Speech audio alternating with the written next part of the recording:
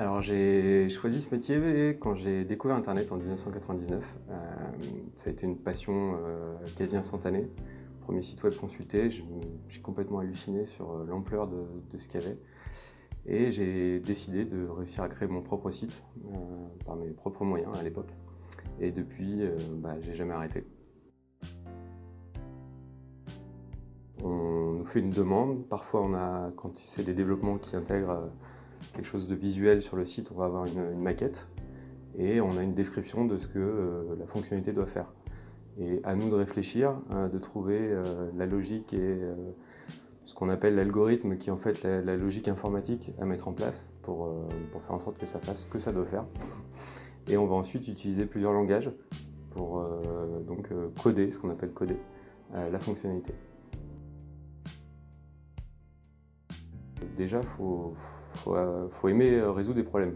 Parce que c'est un métier où il y a une grosse part de créativité, mais il y a aussi une grosse part de résolution de problématiques qui peuvent être soit des bugs, soit des challenges, des fonctionnalités compliquées à développer. Et donc il faut se creuser la tête. C'est là où on a aussi une grosse partie de travail en équipe. On est toujours plus intelligent à plusieurs que tout seul. Je dirais production, créativité et métier de l'ombre. Ce qui me plaît le plus dans mon métier, je pense que j'ai toujours aimé résoudre des problèmes. Et c'est un métier où on est sans cesse obligé de se remettre en question. Si j'étais resté sur mes acquis d'il y a 10 ans, aujourd'hui je ne serais pas là où je suis. Il faut apprendre en permanence. Des nouvelles technologies sur le web, ça sort tous les jours. Contrairement au print, on va pouvoir reprendre une page et la rééditer si jamais on a fait une erreur.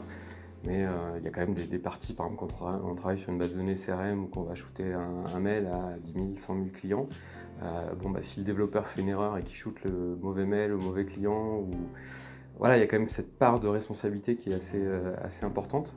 Et il y a pas mal de tâches sur lesquelles on n'a pas de filet. Quand on est sur du e-commerce, qu'on lance un site, voilà, il y a des notions d'argent qui sont à prendre en compte. Donc voilà, c'est un gros challenge aussi. Il y en a beaucoup des challenges en fait.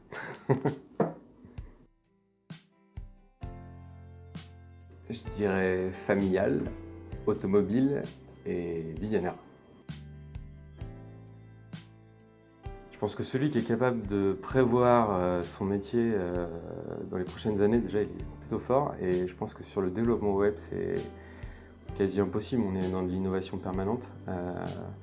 Il y a une sorte de glissement vers l'app mobile.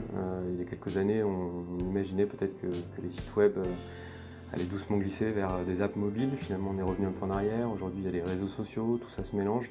Je pense que l'avenir, il est... Pour le web, en tout cas, j'ai pas les compétences pour donner une vision. Pour mon métier, je vais suivre les tendances.